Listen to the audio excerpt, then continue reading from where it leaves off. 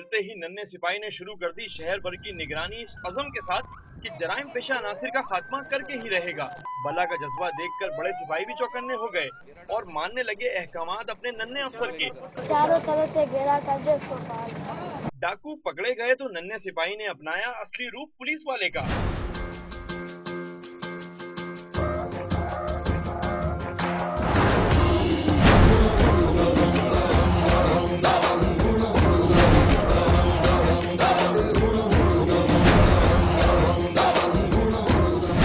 फलाही इदारे ने मूजी मर्ज में मुब्तला बच्चे की पुलिस अफसर बनने की ख्वाहिश पूरी की तो नन्हे सिपाही ने अखलाकियात का भी शानदार मुजाहरा राह चलते नाबीना को रोककर सड़क अबूर करवा कर किया और सवालिया निशान डाल दिया अहम शख्सियात के प्रोटोकॉल्स पर।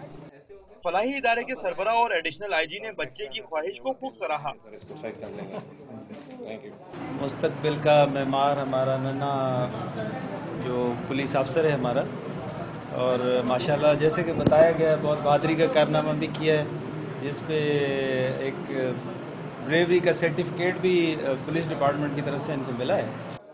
सिंध पुलिस की जानिब से अजीम अहमद को कम उम्र तरीन पुलिस अफसर के एजाज से भी नवाजा गया है। कैमरामैन मोहम्मद नबील के साथ सैयद वसीम, डॉन न्यूज़, कराची।